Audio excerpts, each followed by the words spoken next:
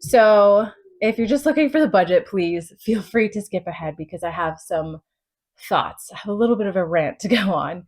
Um, so I watched a YouTube video not too long ago. It was probably a couple years old, where a woman was going over her low income budget while her husband at least was in seminary, and they had like 5 kids or something, and it bothered me, not the video itself, but like it bothered me kind of the thoughts and ideas that were kind of underneath this whole video, kind of behind it a little bit.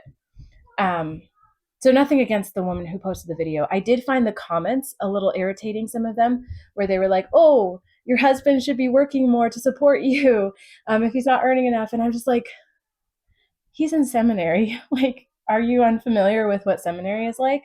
Because when we were in seminary, my husband went to seminary, and it was pretty rough for us. Like, I mean, I was working full time and he was working part time and going to seminary, and we were both extremely depressed. It was a really hard time in our lives. Um, and I have to imagine they just don't know what seminary is like. I'm sure for some people it's a good experience. For us, it was a horrible experience. And we didn't have any kids then. So the idea that he's supposed to somehow be earning enough money to support the whole family while going to seminary, it's not that it's not possible. It is possible. But I think it's a little flippant to just be like, oh, he needs to earn more money. So that bothered me a little bit, was just how they didn't seem to really get what seminary was like, in my opinion. Another issue that I have with some of the kind of ideas behind this, again, was with clergy specifically. Our experience has been that people do not value clergy, and that's I kind of get it, because it's not we don't really have a Christian presence in the U.S. very much. I mean, that sounds mean. There is a Christian presence, but it's not like the major evangelical presence is kind of there. No offense meant to any in particular person, anybody in particular, but overall, we've kind of drifted into this kind of like a little bit woo woo space. So I kind of get like churches are closing everywhere, and a lot of it is because of you know major faults by the church in general. But clergy is not valued. It's not considered a valuable profession to people. And so clergy typically, at least in my experience, have been part time clergy members. Okay. So we're at our second church now, and the first church was a bad experience. Like, I'll just say that it was a bad experience. This church has been a lot better. But at both churches, when we were going for the initial meeting, they asked us if my husband could work full-time hours, even though they were only going to pay him what our conference considers part-time. And at the first church, we were like really eager to, make a good impression and everything. And he's like, yeah, I'll try. And so the first year he worked full-time hours for part-time pay. And so he was gone a lot, and it wasn't a good situation. But at the second one, we were like, no, we're not doing that. And most of the people didn't expect that at the second church. But the first church, they expected him not only to work full time for very little money, but to also do visitations on top of that, and to have me participate in events and visitation. Like, I was like a package deal in their minds, and I'm like, no, this isn't my job. I'm not doing that. So that's kind of wild. But in general, it's like, if you want to require people to get an education, which I really think for clergy you should. I think you should, instead of just having people have messages, straight to their brain, or however they think it works. Because a clergy is like, the expectation from people a lot of times is that they're just going to be a glorified motivational speaker. And it should not be that way, in my opinion. I think they should actually have some knowledge about not just how to care for people, but also like what the Bible is talking about. Because I think we get it wrong a lot. Anyway, that being said, with some of the things we get really wrong, I wanted to talk a little bit about student loan forgiveness, because here's the thing: if you're either not requiring education for these positions that I think have a tendency to go off the rails if you don't have somebody who knows what the heck they're talking about, leading kind of the church. Um, so you could just not require education for those if you're not going to pay them anything, or you have the other option of like doing sort of student loan forgiveness types of things with our society. And so that's the I think everyone's all up in arms about student loans and student loan forgiveness, but I think for things like clergy or rural professionals like doctors in rural areas and stuff, you kind of need something like that in order to have those professions available to people, because otherwise they're just not going to those places. They're just not going there. And what do you do then? Those people suffer. So, as much as everybody's up in arms about it, like, oh, well, they signed up for it, so they need to pay it off. And like they said they would, you shouldn't renege on your contract or whatever. When you sign up for student loans, at least when my husband was going through them, it was written into them that if your education did not financially, economically benefit you enough that you could afford to pay them, you have the option of income based repayment for as long as you need it until they were forgiven. That was part of the student loan deal. So it's not really going back on anything. I think it's weird that people are like, oh, well, they took on these student loans, they should pay them back. Yeah, but part of the option of that was being able to go on a student loan repayment plan that ended in student loan forgiveness. So I think it's kind of silly that everybody's all upset about it now. It's like this was the agreement from the beginning. Additionally, I think people have this idea that hard work is like this really biblical principle. And yeah, it's, working hard, it's in the Bible, it's there, it's an expectation that people work and participate in society and everything. But I think we have this problem where we've taken our culture's version, this capitalist hard work, and decided that that is also the religion that we believe. It's called syncretism, when you merge aspects of your culture with your religion into this like really kind of messed up version of something, where it's like an amalgamation, if you would, about of like approximations of what each believe. And people don't realize even that they're doing it, that they're mixing their political views, that they're mixing their cultural views with their religion, and just taking it all as their personal belief system and their personal values under this thought that it is their religion. And it's wild, the stuff that people put under that umbrella. So, for instance, forgiveness of loans, forgiveness of debt is a biblical precedent.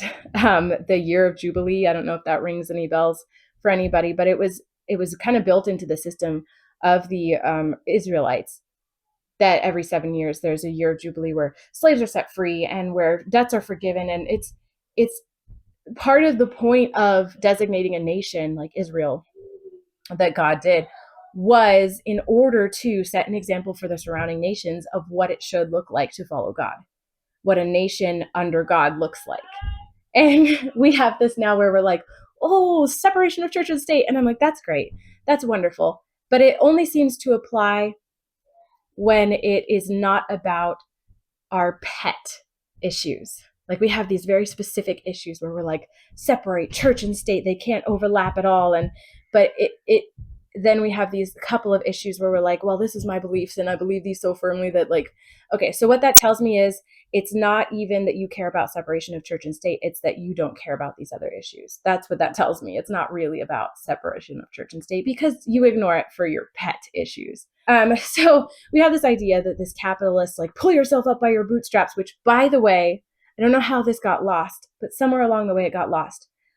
Pulling yourself up by your bootstraps is not possible. That's the point of the saying. It's like, it's impossible. That's the whole idea. It's not quite a joke, but and now we take it like completely seriously. People say that in all seriousness to talk about lazy people or whatever. And it's like, I don't think you get that it is physically impossible to pull yourself up by your bootstraps, that you are misunderstanding the saying and using it seriously. But this capitalist idea that we have, that we've latched onto about working really, really hard, is not biblical. We have enmeshed that with our own our political views, our religious views, all of that, we've kind of like made this weird pseudo religion. And that's not really part of it. It's not part of it. What is part of our religion is this idea of biblical rest. That has been emphasized over and over and over throughout the Bible, regardless of like what flavor of Christian you are. Like, that's emphasized over and over, biblical rest. And I think people get this idea that like that's just a personal level.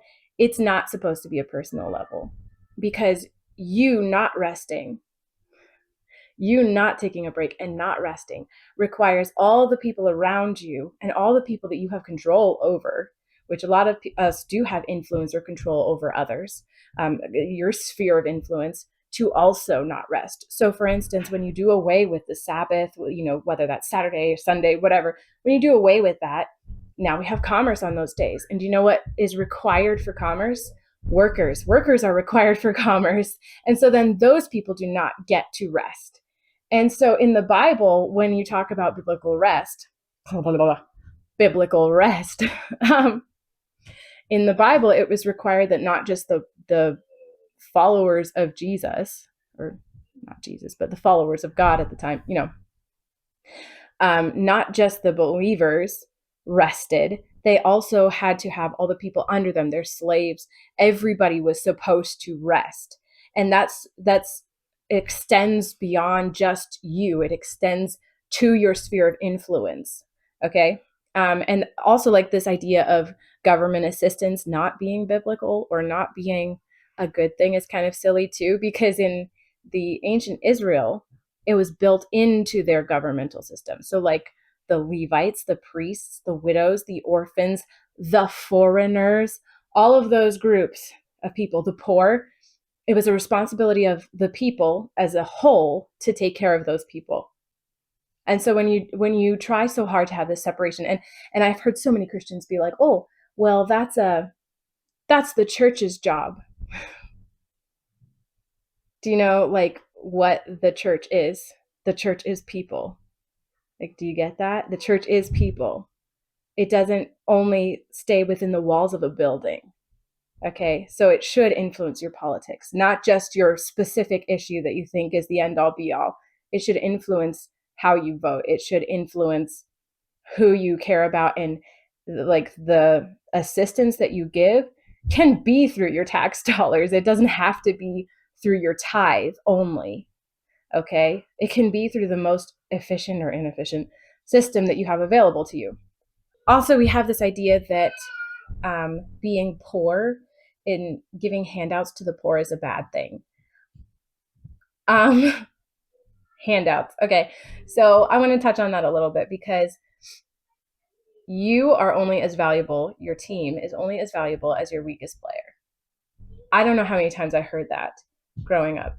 If you have the last player on the bench, if they suck, then that brings down your whole team. It doesn't matter how good your best player is. It matters how good your weakest player is.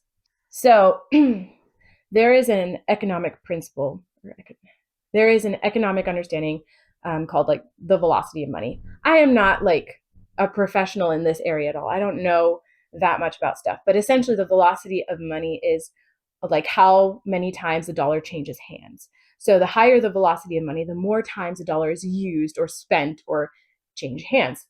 And so a higher velocity of money is good for the economy. It indicates a bustling economy.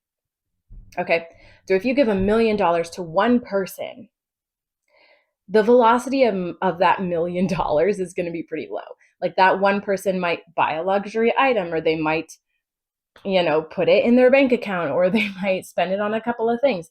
But if you take $1 million and divide it between 1,000 people, the velocity of that money is going to be far greater than if you give it to one person. So this idea that you give tax breaks and money and benefits to the wealthiest people, and somehow they'll be the job creators, and that'll trickle down to, the poor people, versus if you give a helping hand to the poorest of people, that's going to have a greater economic impact than the wealthiest people. And my point in saying this is to the poor people, the people that are on assistance. You are not a drain on society, okay? That is the thing. I feel like so many poor people are told that they should be ashamed of accepting help, of of getting benefits. They're treated poorly because they don't have as much. And you are not a drain on society. It is not you that is the drain on society, okay? So the point of assistance is to be a ladder out of poverty. It's to be assistance out of poverty. And the harder we make it for people to access those benefits, and the harder we try to shame people and make them work for it or whatever, the less accessible that's going to be, the weaker our weakest are going to be. That's just how that works out, okay? So it behooves us to have benefits for people to be able to get out of poverty and to make those accessible instead of trying really hard to just shame them and make it inaccessible to people, which is what a lot of the people in power and a lot of the people are doing right now. And I think that that's just fundamentally a misunderstanding of how it works. Now, why am I saying all of this? Okay, this is a rant because part of it is like we are taught to be ashamed of being poor. Okay, it is not something that is shameful, but our culture tells us it is something that is shameful to be poor. My husband and I are not wealthy. We are technically, I think, poverty level. Okay, we are hopefully not always going to be there. Right now, we've got little kids, and he works clergy, part time, and I work, freelance. Okay, I hope we will not always be in that financial position. And it is hard to talk about. But part of why I'm talking about it is because I think that if I do not talk about being in this position and teach people that it is not a shameful thing to be part of, then I am perpetuating that cycle. It shouldn't be on me to speak up about this. It shouldn't be on the poor to speak up about this issue.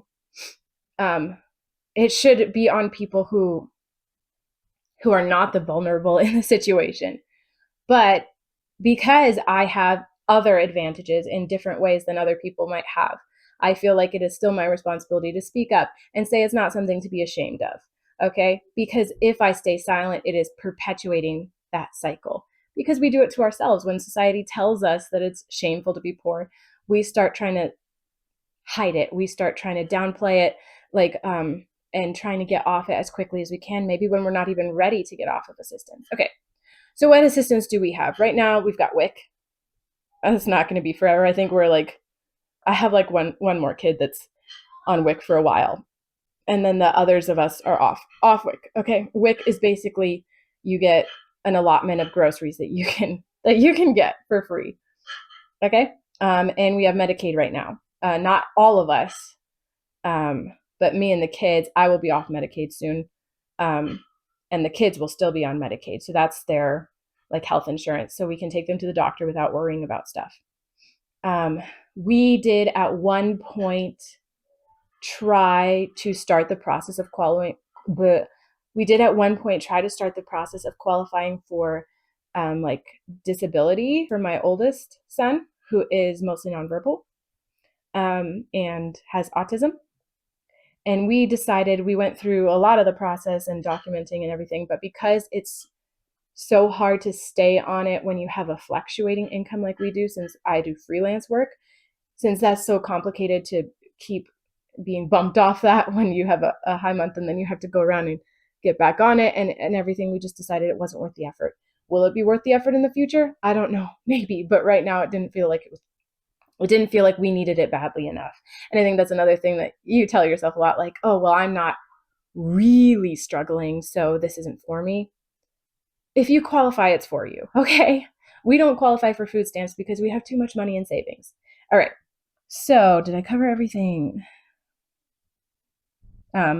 Basically, these are supposed to be ladders out of poverty. And we hope to, again, we've got plans, we've got goals, we've got dreams. We hope to not be here forever. But I don't want anybody else to feel ashamed. And I think that video that I watched on YouTube just made me feel really sad. I'm not a hugger, but if I was, I would have given her a hug because it made me feel really sad that this is how society wants us to feel about ourselves, to loathe ourselves. And it's not something we should be ashamed of. Okay. All right. So, my budget. Okay, so this is January's budget right now. And this is just, I used to do Every Dollar, um, the Every Dollar app, and I stopped doing that. I wanted to switch to something better. I switched to the Mint, and now that's gone. And so I switched back to paper. I do have a SoFi account that has all my cards linked and everything so that it tracks stuff. So the problem I found with the other budgeting apps was basically, or with the Every Dollar, was you have to input everything all the time. And when my husband does most of the shopping and most of the um, spending, honestly, it doesn't really make sense if he's not gonna do it, which he has ADHD and has a hard time remembering to do stuff like that. If he's not going to be inputting it as he goes, then there's not really any point to doing that at all. So I finally just switched back to a paper budget because I was tired of switching everything over. Okay, so here's what we've got. Church income. This is pretty consistent. 2336. My income fluctuates a lot. Usually my goal is to get $1,000 a month. It's been a little light recently with the baby, and I just have been struggling a little with depression, anxiety, that sort of stuff. So, but I'm trying to get back into it. And so for this month, it might go up still. I haven't, since one of them pays out like every 2 or 3 weeks and the other pays out every month, that number could go up a little bit if I earn some on one of the other platforms. But we'll see. Miscellaneous, I didn't have anything marked. Usually, like my grandfather sometimes sends us money, and occasionally I'll have other family that sends us money. We do also get like credit card rewards, usually 50 to 100 a month in credit card rewards points, but I don't bother to track that because I don't think it matters that much. So you'll notice for our expenses, our mortgage is really low. Um, we live in a relatively low cost of living area when you look at the US overall. We're in Kansas, so if that says anything right there. But also on top of that, we moved churches when that kind of all fell to crap. We moved churches at the beginning of the pandemic. Um, and so we happen to get in where housing costs, like houses, the price of housing hasn't gone up significantly yet, but interest rates dropped low. So our interest rate is like 2.65%. It is phenomenal. That was a real blessing because we could afford this house and our mortgage was really affordable. And that includes like property tax and stuff. Groceries and gas I just put together because we shop at Dillon's, and it's hard for me to parse out where the groceries and gas is because they both just say Dillon's. So I don't keep close enough track of it. So I just put them together finally. We do have a car payment. This is the first car we've ever had a payment for. And ultimately, it boiled down to we got tired of taking our clunkers in all the time. So it would just randomly be without a car. Um, and we just have one car. And I think we have like 4 years left on that. Um, right now. It's not too bad. We initially our interest rate was like 8 or 9%, and then after the first month, I refinanced to a 4% interest rate. Right, or it's technically 3.99, and right now our SoFi savings account is at 4%, so it doesn't really make sense to pay that off before saving, even like not just investing but saving because of the interest rate is higher on these savings account. Utilities, this fluctuates. 350 is what I have. That includes like phone and like mobile phones and internet and electricity and gas and all that. But sometimes it's a lot higher.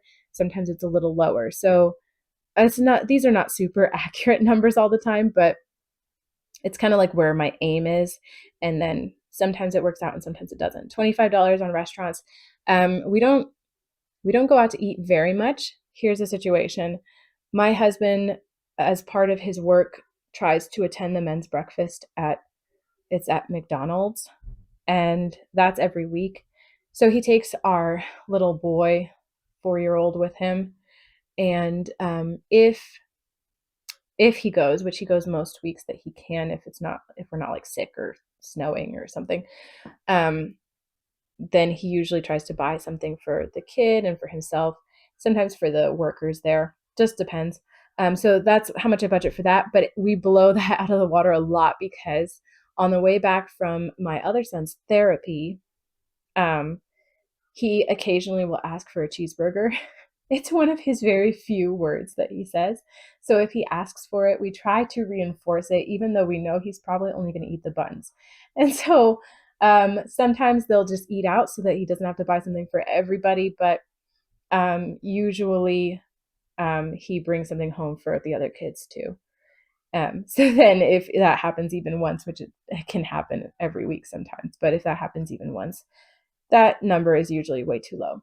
Tithe is just about 10% of whatever we're earning. So I have 280. We have got like two things that are budgeted, that are just automatic. So we donate to the Bible Project. Highly recommend listening to either their YouTube videos, their podcast, any of their resources are really good.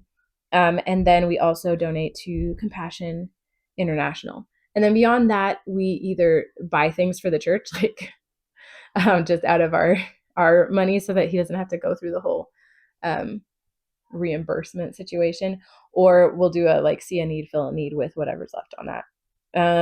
Right now, health insurance is zero. We're through the healthcare.gov, so we get a subsidy with that.